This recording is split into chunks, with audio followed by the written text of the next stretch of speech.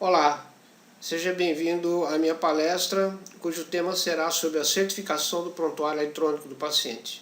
Eu vou falar sobre os aspectos de segurança, qualidade e o uso da assinatura digital, o certificado digital. Meu nome é Renato Sabatini, eu sou presidente do Instituto EduMed, vice-presidente do Instituto HL7 Brasil e do IHE Brasil e um dos diretores e fundadores da Sociedade Brasileira de Informática em Saúde.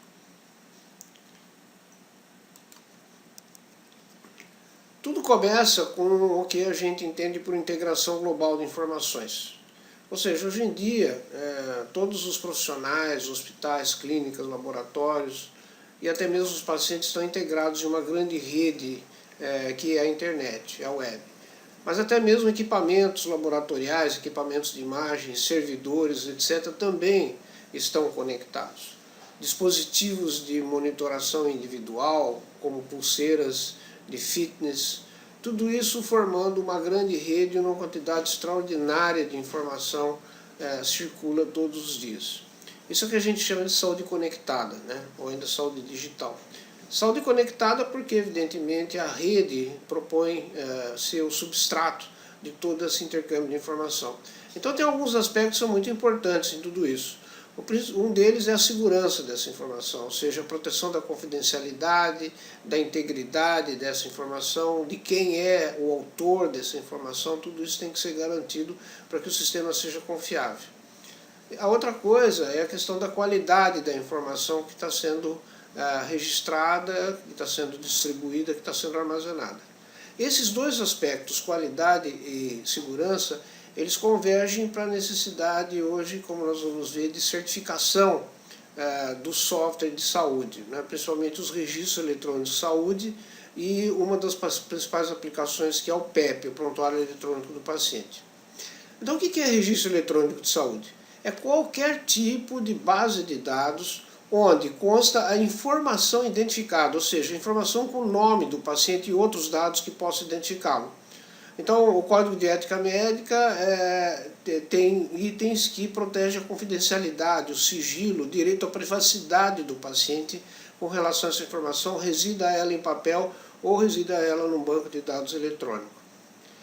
Por exemplo, no Registro Eletrônico de Saúde nós temos o cadastro principal de pacientes, né, o Master Patient Index, o prontuário eletrônico do paciente, que eu citei, chamado PEP, os documentos eletrônicos são digitalizados, escaneados, como é o caso do GED, o sistema de informação em laboratório, de radiologia, de imagens, como o RIS e PACS, os próprios registros pessoais de saúde, o PHR, Personal Health Record, e também até os registros que aparentemente são administrativos financeiros, como contas médicas, faturamento, etc., também tem dados sigilosos da identificação do paciente e muitas vezes procedimentos e diagnósticos são usados para cobrar a conta médica. Então todos esses registros eletrônicos de saúde, eles têm a informação identificada. E hoje em dia, tudo isso é usado em vários contextos. O principal contexto é chamado ponto de assistência, em inglês point of care. Por exemplo, no consultório, na beira de leito no hospital, na UTI, na emergência, até mesmo na atenção domiciliar, na atenção à distância, que é a telemedicina, que é um componente da saúde conectada. Tudo isso nós temos informação que precisa ter segurança e precisa ter qualidade, que está sendo gerada próximo ao paciente e utilizada também próximo ao paciente. É uma mudança muito grande em relação aos sistemas que existiam antigamente, onde o terminal de acesso de entrada de dados não estava necessariamente no mesmo ponto onde o paciente estava. Além disso, nós temos várias complexidades em termos de níveis de uso, né? Todo mundo conhece esses níveis básicos, primário, secundário e terciário, onde o paciente migra de um nível para outro em um sistema hierárquico de saúde, onde também existe um sistema hierárquico de informação. Então aqui nós temos a informação começando no consultório, subindo para a clínica multiespecialidades, hospital, uma rede local como por exemplo uma cidade, até mesmo uma rede regional, nacional e internacional. Então aqui a internet ou as redes servem também para intercomunicar esses vários níveis entre si, mais necessidade de qualidade e de segurança. Um dos principais objetivos de quem quer informatizar um hospital, por exemplo, ou um PEP, uma clínica, um consultório, é a eliminação da mídia física, ou seja, o papel e o filme. E isto é uma adoção exclusivamente eletrônica, de um documento que vai depender de um suporte legal e tecnológico, ou seja, ele eletronicamente, formado de elétrons, não tem mais mídia física, ele pode existir, ele é seguro, ele pode ser alterado sem deixar rastros, a chamada rasura eletrônica. Tudo isso são considerações na hora que você quer um objetivo aparentemente muito desejável, que é eliminar a mídia física, papel, filme, todo mundo quer. Porém, como que você pode fazer para chegar até lá?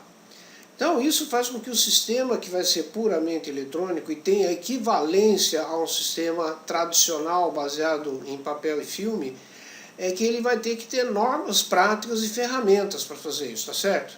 Então, por exemplo, ele tem funções que permitem identificar a autoria da informação, por exemplo, uma receita médica, o médico que fez a receita é a identificação da autoria. Segundo, que essa informação eletrônica não possa ser alterada de forma fraudulenta, maliciosa ou outra. Então, é o que a gente chama de integridade dessa informação. E ele tem que fornecer, então, funcionalidades equivalentes ao ambiente físico, como papel, a tinta, o carimbo e tudo mais. Basicamente é isso. A eliminação do papel exige 4 coisas. Primeiro, a identidade dos autores, quem foi que fez, quem acessa os sistemas, a gente chama autenticação, né, dos atores, diferentes pessoas que usam, usuários que usam o sistema. A autoria das informações, quem foi que originou essas informações, como é o exemplo da receita que eu dei. A integridade dos dados, se a informação foi adulterada, e a privacidade dos dados, ou seja, não é todo mundo que consegue ver aquela informação, somente os profissionais autorizados a manusear, registrar e ver a informação clínica ou confidencial do paciente. Então aqui 4 coisas, tá? Repetindo, identidade, autoria, integridade e privacidade. Esse conjunto de 4 coisas representa uma parte do que a gente chama de níveis de garantia de segurança, que são definidos tecnicamente por alguém, no caso no Brasil, a Sociedade Brasileira de Informática e Saúde, e são adotados por entidades como o Conselho Federal de Medicina, de Odontologia, a Agência Nacional de Vigilância Sanitária, a Agência Nacional de Saúde Suplementar e outros. Aqui a SBIS divide em 2 níveis. O primeiro nível, que é a NGS 1, são os padrões de segurança básicos, né, como login e senha, por exemplo. Que permite controlar o uso, o perfil de uso, os privilégios de uso, a proteção da informação, as cópias de segurança e assim por diante, que usam padrões gerais ISO, né? International Standard Organization. Porém, esse NGS1 ele não permite a eliminação do papel. Ele é uma boa prática, mas ele não permite a eliminação do papel, como nós vamos ver por que depois. O NGS2 já seria um padrão de segurança aumentado com o uso de encriptação, de autenticação e de assinatura digital usando o sistema de chaves duplas, chave pública e chave privada, que é o chamado de infraestrutura de chaves, né? Chaves públicas e chaves privadas. Então o NGS2, através da assinatura digital, permite garantir de forma confiável aquelas 4 coisas que eu falei, né? Okay? Autenticação, autoria, integridade e confidencialidade. É a única tecnologia no momento que permite isso.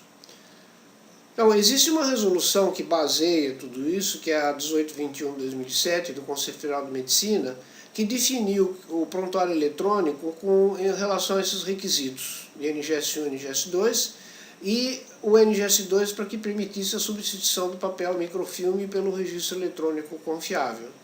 Então, os documentos em papel eles podem ser destruídos, depois de microfilmados ou escaneados digitalmente, mediante um termo de lavratura e a fé pública. E aí exige então que esses documentos que já nascem eletrônicos ou que são convertidos de mídia física para eletrônica, eles sejam assinados digitalmente, segundo os requisitos do NGS2, né?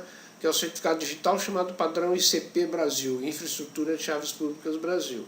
E o CRM digital, que no futuro vai ser universalmente adotado por todos os médicos, como nós vamos ver mais adiante. Então, fundamental para a segurança, essa primeira parte do registro eletrônico de saúde, que é a segurança, é ter o NGS2. O NGS1 é obrigatório, né? Todo sistema tem que ter, obviamente. Você não vai ter um sistema sem acesso com login e senha, porque deixaria a informação totalmente desprotegida. Mas, com o NGS2, através do certificado digital, você pode aumentar esse nível de segurança. Então aqui o certificado digital no Brasil está sendo gradativamente obrigatório para as empresas, como o eCNPJ, cidadãos como o eCPF e futuramente o registro de identidade civil, que vai ser um smart card, médicos como o eCRM ou CRM digital e outros profissionais. Na nossa área, evidentemente, todos os profissionais de saúde que leem e escrevem o PEP ou qualquer outro registro de saúde vão ter que ter um certificado digital. Então, ele permite dispensar o papel, o carimbo, a assinatura, etc., nos vários documentos que constituem o PEP. As prescrições, os laudos, a história médica, a evolução, as cobranças médicas através do TIS e assim por diante. Outra coisa é que ele identifica o usuário de forma inambígua e irretratável. Ou seja, você assinar com o certificado digital, depois você não pode falar que ela não é sua, tá? Exatamente como acontece no reconhecimento de firma. Ele protege a confidencialidade do paciente porque ele encripta a informação usando a criptografia forte, usando as chaves de criptografia que estão dentro do certificado digital. E normalmente o certificado digital é usado combinado com outras técnicas, com o NGS1, que são as senhas fortes, mas não dependentes de hardware, biometria e assim por diante. Então, segurança de 2 níveis, segurança de 3 níveis. O certificado digital usa várias mídias de acesso. As 3 que se usa aqui no Brasil são os tokens, que são pendrives do tipo USB, que não necessita leitora. Os cartões, que são os smart cards, que tem um chip também, necessita leitora. E um outro tipo chamado HSM, o Hardware Security Module, que é um hardware inviolável de estado sólido que armazena os certificados digitais, como se fosse uma senha, uma central de chaves privadas, né? Que é ideal para um grande número de usuários. Em hospitais, por exemplo, tem uma série de vantagens para substituir a mídia física e que é permitido colocar. Então, o certificado digital ele equivale, para todos os efeitos, como se fosse um documento de identificação, né? Quem já usa ele na Receita Federal, por exemplo, seja o NCNPJ ou CPF, sabe que ele é, perante a Receita Federal, a identidade confiável de qualquer pessoa que possa manusear as informações e as contas da sua pessoa física ou jurídica na Receita. Ele pode identificar, então, como falei, uma pessoa física ou jurídica, e ele é emitido por autoridades certificadoras autorizadas, numa hierarquia, numa rede ICP Brasil. Você, para pedir, precisa de validação presencial e tem uma cadeia de certificação que tem uma grande capilaridade e uma cadeia também de venda desses certificados, que são centenas de unidades espalhadas por todo o território nacional. É um sistema muito bem feito, do Brasil, um dos mais bem feitos do mundo. Esse certificado ele tem algumas propriedades, por exemplo, ele tem uma data de validade, que pode ser de 1 a 4 anos, essa informação está dentro do próprio certificado. Ele pode ser a qualquer momento, como um cartão de crédito pode ser bloqueado, ele pode ser revogado pelo proprietário, e essa informação é publicada numa lista de certificados revogados, ou LCR, que está na autoridade certificadora que a emitiu. A partir do momento em que o certificado digital é revogado, ele perde a validade. A partir do momento em que ele é expirado, a data de validade expirou, não for renovado, ele perde a validade. Porém, para aquilo que ele tinha sido usado, como por exemplo assinar documentos, essas assinaturas continuam válidas, mesmo que o certificado digital tenha expirado ou perdido a validade. Para fazer as operações criptográficas, utiliza-se uma senha, que se chama PIN, né, Personal Identification Number, pessoal, de 4 ou mais dígitos, que no momento da emissão o usuário precisa definir, e aí você pode colocar inclusive a biometria. O compromisso que o usuário assina, em papel, né, digitalmente, é um compromisso de uso adequado, que toda vez que ele compra um certificado. Uma pessoa pode ter vários certificados, não é uma relação 1 a 1. Cada certificado é amarrado no CPF ou no CNPJ. Então a pessoa ou a empresa não tem problema em ter vários certificados, tá? Como um cartão de crédito também.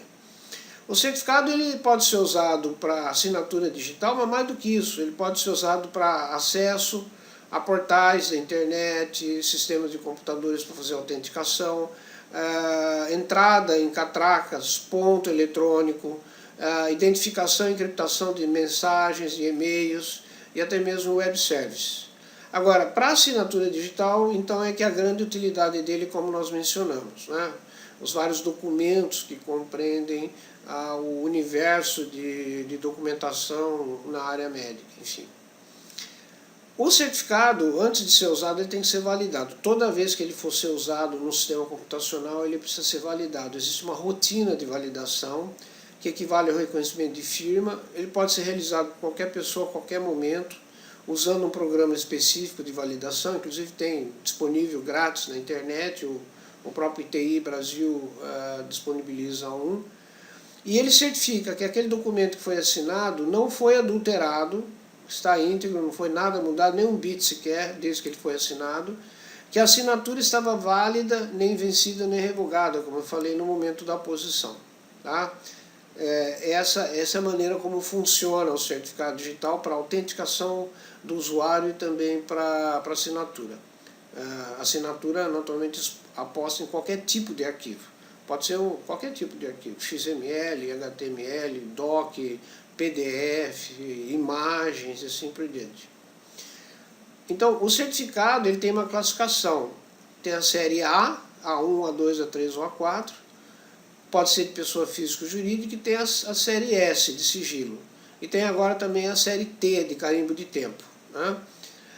Ainda não existe um certificado exclusivo para a área de saúde, mas existe o eCPF, pode ser usado, e o futuro, já uma boa parte dos médicos, né, já tem o CRM digital, o eCRM, eventualmente todas as profissões vão ter. Os advogados, por exemplo, têm já praticamente todos.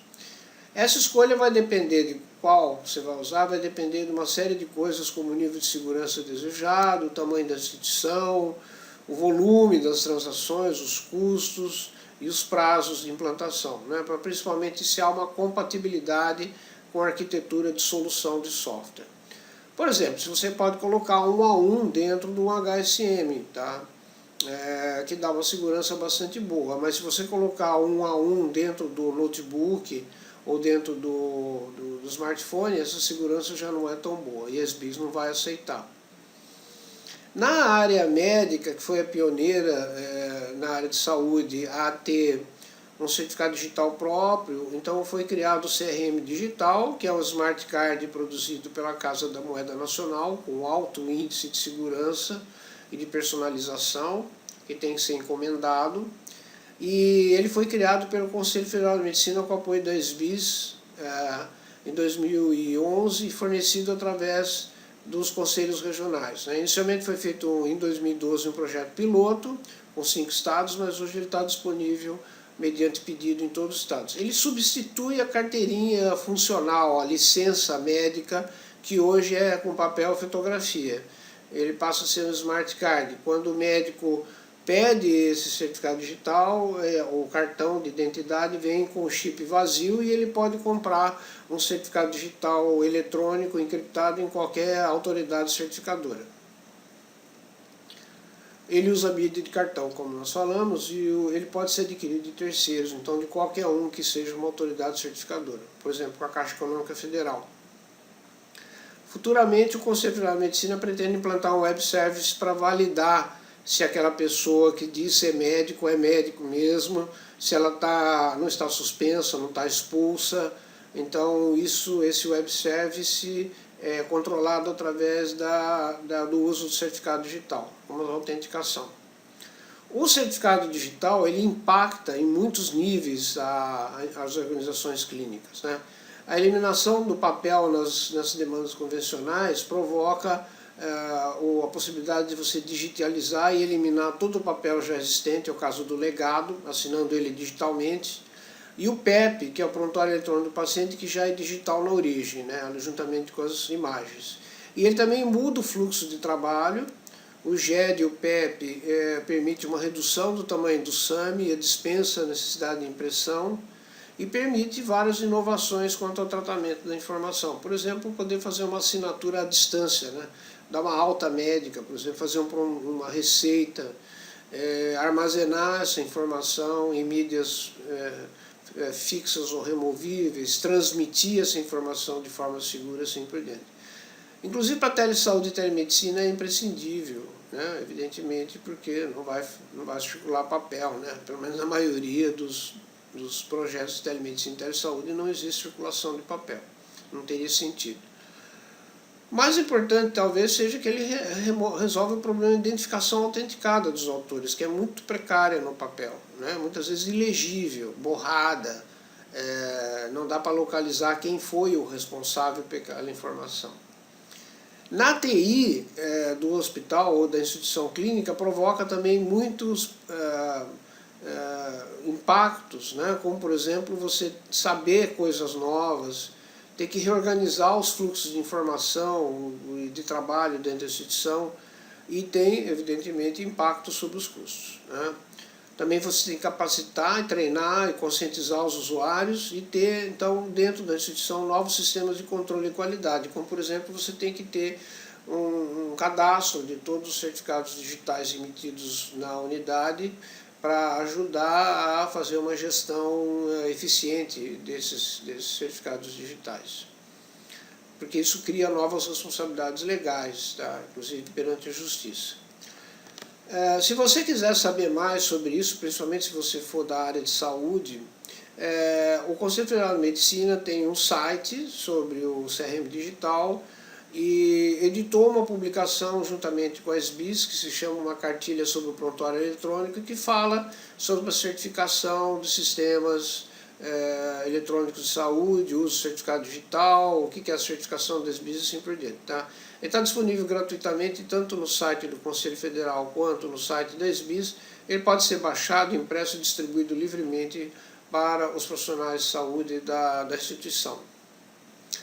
Bom, então tudo isso converge agora para a segunda parte da minha palestra, que seria por que normatizar e por que certificar. Tá? Os registros eletrônicos de saúde, pela sua própria natureza, eles admitem uma variabilidade quase que infinita de formas de organização, estruturação e conteúdo de informação.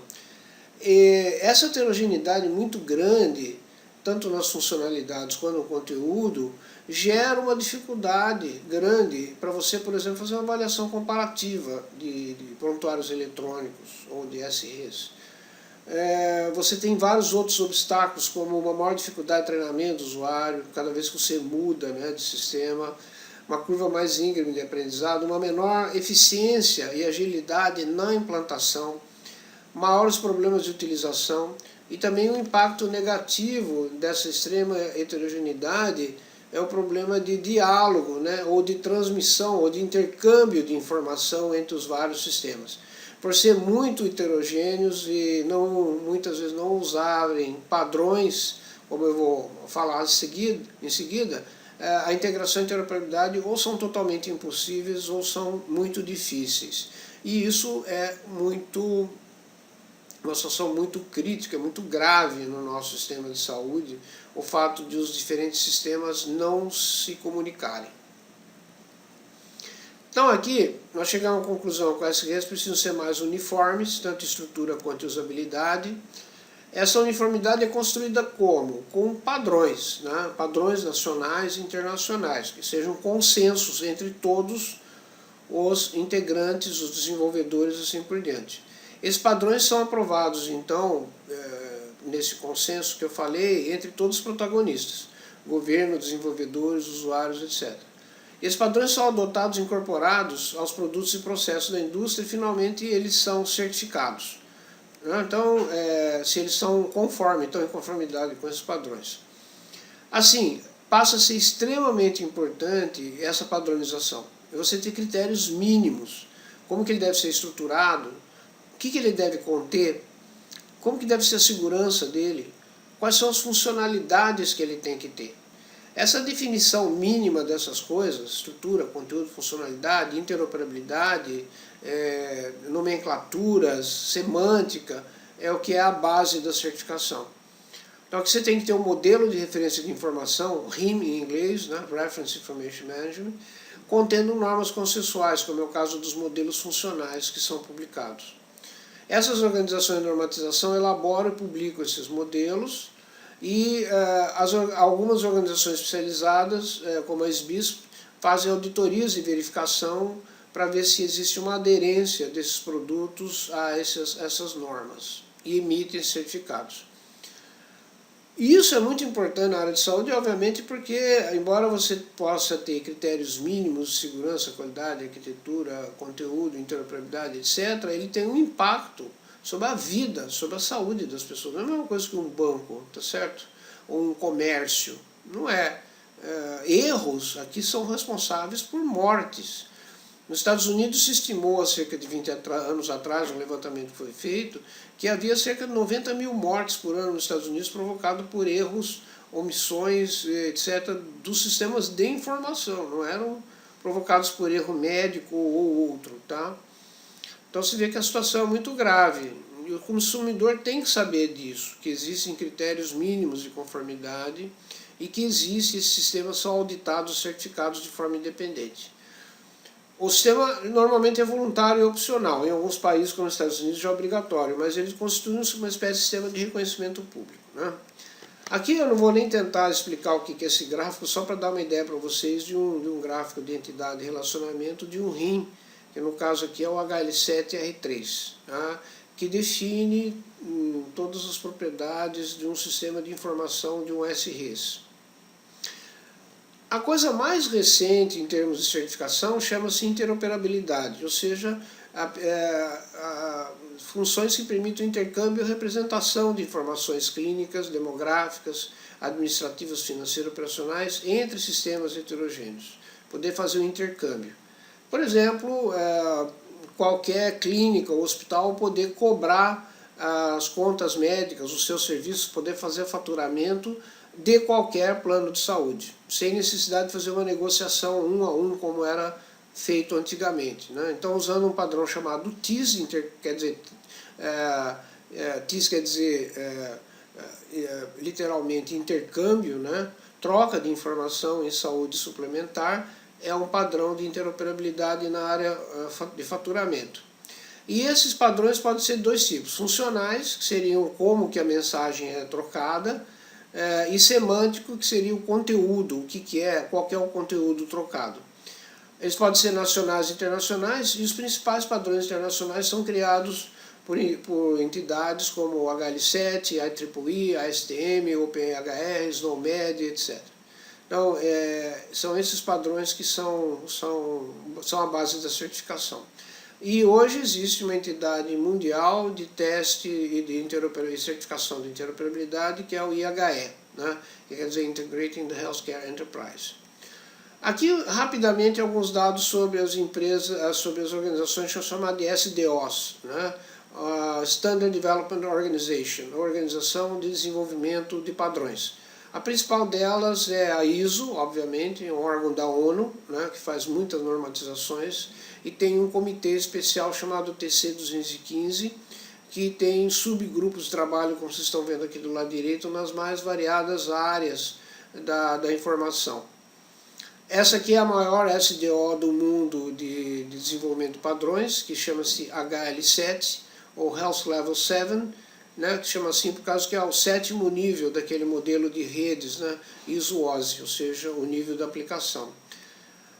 Tem também o OpenAir, não fala OpenAir, o OpenHR, que é um padrão de estrutura e representação de informação para interoperabilidade semântica, e aqui o IHE, que eu já mencionei. Né. Todas essas organizações já existem no Brasil, o OpenHR Brasil, o IHE Brasil, o HL7 Brasil, e tem também a que representa a ISO, que é a BNT, Associação Brasileira de Normas Técnicas. E aqui a BNT ela usa os padrões, traduz os padrões ISO TC215, né, daquele Comitê de Informática em Saúde, nas mais variadas áreas, né, para definição do conteúdo, segurança, qualidade, etc. E a HL7 tem um modelo só de funcionalidade, chama ANSI HL7 Functional Model, ou FM, e existem no mundo todo alguns padrões de certificação de software, como nos Estados Unidos, por exemplo, o CCHIT e o ONCHIT, né, que é o órgão do Ministério da Saúde que regulamenta isso. Os modelos funcionais para SREs, que em grande parte influenciaram o modelo desenvolvido pela SBIS, é também um padrão ISO, define um modelo padronizado de funções, tem mais de 2.200 funções, não especifica o conteúdo dos dados e nem qual a tecnologia que você vai usar. Mas ele discute quais são as funcionalidades que devem existir no prontuário eletrônico. Tá? E também não discute processos ou fluxos. Para isso existem outras certificações. Esse modelo funcional EHR HL7, Electronic Health Record Systems Functional Models, tem especializações para as mais variadas áreas, como saúde infantil, diabetes, cuidados de doenças crônicas, etc. etc. Então aqui a HL7 está sempre desenvolvendo novos modelos funcionais. No mundo, a certificação do SREs existe em praticamente todos os países envolvidos, principalmente de fala inglesa. Na comunidade europeia ainda é restrito, mas já tem alguns. Na América Latina apenas o Brasil e agora o Chile também tem um sistema de certificação. Bom, evidentemente ela é considerada, né, essencial para as boas práticas de operação do sistema de saúde. Repetindo aquilo que eu tinha falado anteriormente, como que é feita a certificação, aqui vocês estão vendo que tem uma arquitetura de um sistema de certificação. Ele começa na definição dos padrões e dos perfis técnicos, que são feitos pelas organizações de desenvolvimento de padrões. Em seguida se desenvolve manuais que fazem os testes, os scripts, os roteiros, as ferramentas para teste desses padrões e perfis, que são validados através de um procedimento de auditoria ou outro para finalmente atingir a certificação. Tá? Pode ser empresas qualificadas, pode ser organizações e assim por diante. Então, essa é a arquitetura que o Brasil segue também, exatamente essa. No Brasil, então, o órgão responsável pelos padrões oficialmente é a ABNT. Essas normas são baseadas, como eu disse, na norma ISO, que procuram padronizar todas essas coisas que eu falei, estrutura, conteúdo, funcionalidade, segurança, interoperabilidade. E outras normas podem ser emitidas individualmente, como por exemplo a Anvisa tem normas para sistemas PACS, a ANS tem normas para o sistema TIS, o Ministério da Saúde tem normas de interoperabilidade, o Inmetro tem normas de equipamentos e assim por diante. A ABNT é representante oficial do ISO e ela tem uma comissão equivalente TC 215, que é a Comissão Especial de Estudos de Informática em Saúde, que já tem alguns padrões, como por exemplo, a definição, escopo e contexto da registro eletrônico de saúde e requisitos para uma arquitetura do registro eletrônico. Então toda vez que você vai desenvolver um sistema desse tipo, saiba que já existem definições padronizadas para isso que servem como base para a certificação. Né? Que são baseadas nas normas ISO, mas são estendidas aqui no Brasil pela SBIS e pela BNT. E outros vão sendo traduzidos e adaptados. No Brasil nós temos vários padrões oficiais para o prontuário eletrônico. Esse que nós já falamos, Conselho Federal de Medicina, ICP Brasil, os cadastros nacionais que normatizam o registro de entidades de saúde dos próprios pacientes, normas de terminologia como o CID-10, padrões para troca de informação de faturamento em saúde complementar e os padrões que eu já falei da BNT. Em 2011, agora 2011, foi editada uma portaria 2073, foi um dos primeiros países do mundo que editou uma portaria abrangente que define os padrões de interoperabilidade de informações de saúde, tanto para saúde suplementar quanto para saúde pública, em todos os níveis. Né? Eles definiram 12 padrões, que vocês estão vendo aqui, não vou entrar em detalhe, mas são padrões, como vocês estão vendo, para exame de laboratório, para imagens, identificadores de paciente, classificações de terminologias, modelos de arquitetura, como OpenHR e semântica, modelos funcionais como HL7 e assim por diante. Então, esses padrões não foram adotados imediatamente, forçadamente, tá? Eles estão sendo implementados gradativamente. Tanto é que, mais recentemente, o governo já implementou, para fins de interoperabilidade, os padrões de integração técnica da identificação do paciente e dos seus dados demográficos, que são o IHE-PIX e o PDQ, e o uso do Cartão Nacional de Saúde. Muito bem, então, quando você vai certificar um registro eletrônico de saúde, o que você foca? Tá? Quais são as áreas de foco para você certificar? Vocês viram que a certificação é baseada num conjunto de requisitos. Esses requisitos são derivados de padrões de desejabilidade, de arquitetura, etc., ideal para um prontuário de saúde em forma mínima. Então aqui nós temos, já falamos, segurança e confidencialidade, tá? NGS1, NGS2. Conteúdo e semântica dos dados, como padrão de formatos a serem utilizados, hierarquia dos arquétipos, padrões de nomenclatura. E funcionalidades, e também estrutura e arquitetura de sistemas. Menos ainda certificados, ou quase nada, nós temos usabilidade, ergonomia, integração de dados, interoperabilidade e processos. Ou seja, como o ISO 9000, por exemplo, certificação de qualidade de processo. Aqui no Brasil, desde 2007, a Sociedade Brasileira de Informática em Saúde instaurou um processo de certificação básica do SRES nessas áreas. Segurança, estrutura, conteúdo e funcionalidade, por enquanto. Tá? Tem um grupo de trabalho, uma comissão de gerência de certificação, publica esses manuais de requisitos e testes operacionais e realiza os processos de auditoria para conceder a certificação. Essa certificação é válida por 2 anos, renováveis ou recertificáveis, e tem o apoio dos Conselhos Federais de Medicina e Odontologia, por enquanto. Até abril de 2016, a SBIS já tinha certificado 31 sistemas. Né? Pode parecer pouco, mas é dos principais players do mercado, que conjuntamente deve ter a maior parte dos hospitais informatizados. A partir de 2016, outras organizações estão entrando também na área de certificação, como a HL7 e o IHE Brasil, que vai fazer a certificação de interoperabilidade. Esse é o modelo de certificação da SBIS, tá? A sua versão 4, mais recente, 2016. Ela é formada como se fosse um bolo de noiva, né? No seu nível mais básico tem o NGS1, que é obrigatório, o NGS2, que é opcional, os critérios de qualidade, estrutura e funcionalidade e conteúdo chamado básica, que é obrigatória, e a ambulatorial, que é estendida apenas para sistemas ambulatoriais, que é opcional. A SBIS ainda não tem outros camadas desse bolo, como por exemplo internação, né? Então, em relação à versão 3.3, houve essa divisão entre ambulatorial e básica. A SBIS publica uma lista de sistemas certificados no seu site, com o certificado emitido e um selo para o software, né? Não para a empresa de desenvolvimento de software. Ela reconhece a certificação do software em si. Pode ser mais de um para a mesma empresa.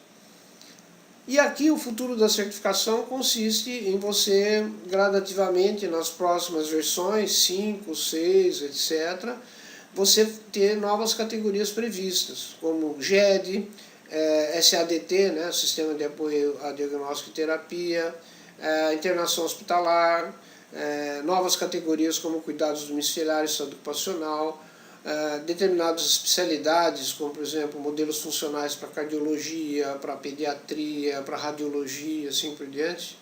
Aplicativos, certificação de aplicativos e BDs móveis, bancos de dados residentes na máquina, o TIS e o TUS.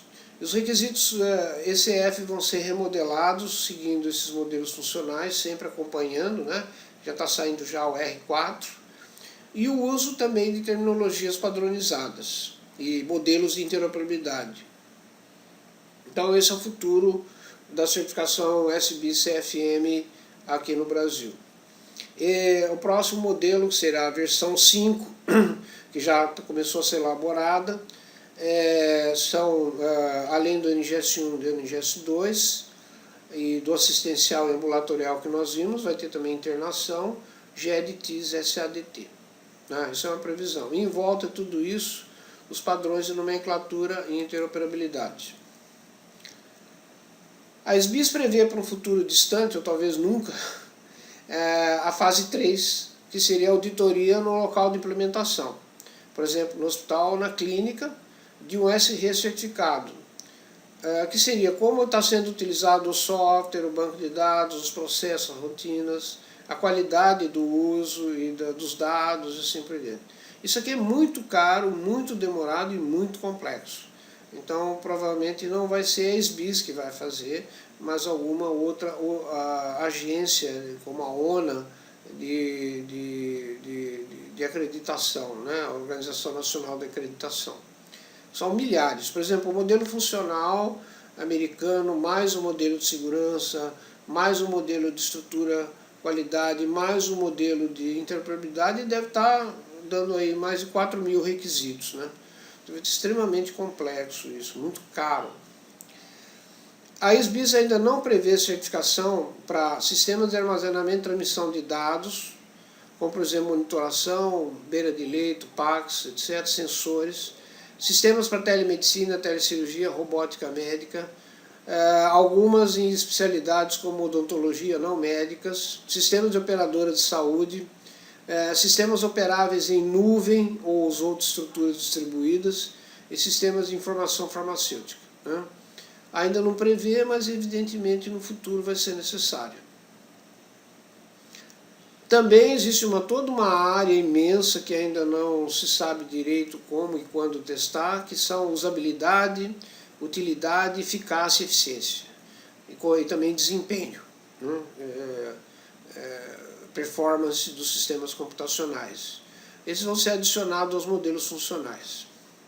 E outras certificações, que vão certamente, como nos Estados Unidos estão aparecendo muitas, né, aqui no Brasil também vão aparecer muitas no futuro.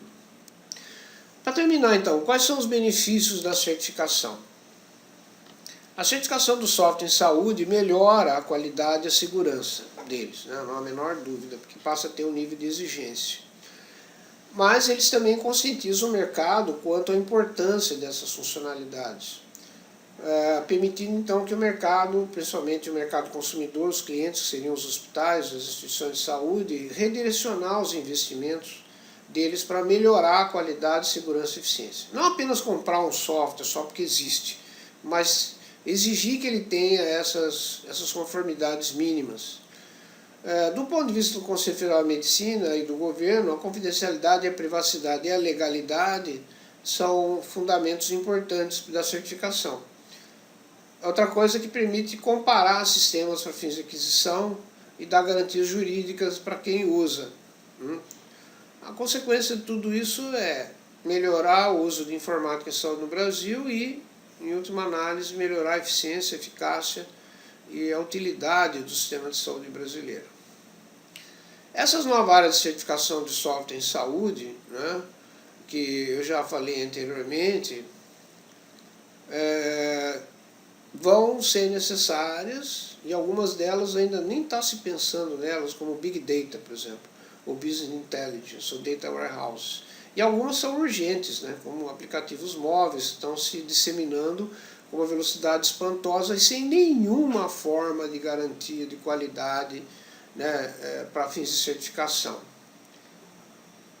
Então essa garantia de qualidade é um futuro extremamente importante. Muito bem. Então, em função dessa necessidade do que o Brasil tem de certificar software em saúde, eu criei, há alguns anos atrás, o programa EduCert, que é um programa educacional de certificação de software em saúde, que oferece cursos, forma auditores e consultores na área, principalmente da consultoria de pré-auditoria, de desenvolvimento e aperfeiçoamento, utilização de padrões de interoperabilidade e preparação para o IHE. Então, em nível nacional e internacional. Nós já estamos fazendo na Europa e nos Estados Unidos também. Se vocês quiserem aprender mais, tem o www.educert.com.br, que seria o site desse programa. E em apenas 5 anos, mais de 80 empresas foram atendidas em cursos, todas as principais da área. Mais de 40 empresas foram atendidas em consultoria. A preparação de pré-auditoria de 14 das 26 certificações até junho de 2015 e 21 das 31 já concedidas até abril de 2016. Em torno de 54% foram feitas pela consultoria desse programa, né, com 100% de aprovação. Entre as atividades educacionais do programa, nós temos palestras, sites, apresentações, tutoriais, publicações, etc. Fazemos cursos presenciais à distância e treinamentos em company. Os dois principais são um curso básico de introdução à certificação de software em saúde pelo processo SBI-CFM e um curso avançado, também na mesma linha, que tem como objetivo preparar as empresas para a certificação, mas também formar consultores na área. Tá? Aqui vocês estão vendo o programa do curso introdutório, que é um curso presencial de 2 dias, 16 horas, e que cobre todo o espectro de requisitos, inclusive o uso avançado do certificado digital e algumas outras certificações de interoperabilidade. E também ensina como ser um consultor auditor de certificação. Aqui vocês têm o endereço www.edumed.org.br/cursos/certificação CPS e HTML. Resumindo e concluindo, em uma sociedade moderna e bem regulamentada é fundamental você ter processo de certificação, né? Uma vez que essa qualidade e segurança do SREs é fundamental para proteger o bem-estar e a vida das pessoas. A adesão a esses requisitos deve ser uma preocupação de todos na sociedade, nas empresas, desenvolvedoras, dos usuários, e tem que ser baseadas em normas nacionais e internacionais, usando critérios técnicos. No Brasil, apenas o Conselho Federal de Medicina, Odontologia e SBIs elaboraram projetos de especificação desses requisitos e tornaram eles disponíveis num processo de certificação, que ainda é só opcional e voluntário. Outras organizações também estão entrando, a tendência é que fique obrigatória e passe a ser regulada e auditada por órgãos do governo federal. Embora imperfeito, esse sistema é o que nós temos de melhor e precisa ser atualizada com mais frequência para refletir a evolução tecnológica e todos os protagonistas do sistema, evidentemente, participarem.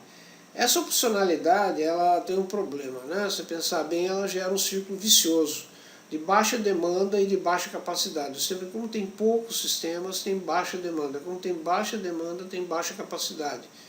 Essa situação pode mudar dramaticamente com o advento de uma obrigatoriedade. Se isso acontecer, ninguém está preparado para essa grande demanda. Essa que é a verdade.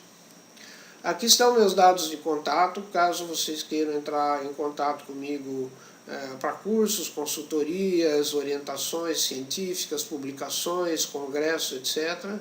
E aguardo o interesse de vocês nessa área tão fascinante que é a área de certificação, de qualidade, segurança, interoperabilidade e uso de certificados digitais, no qual, eu devo dizer, o Brasil obteve um grande progresso. Aí na constelação das nações tem um dos sistemas mais interessantes. Muito bem, muito obrigado pela sua atenção e espero ter cumprido um papel de satisfazer sua curiosidade e aumentar seu conhecimento na área. Até breve.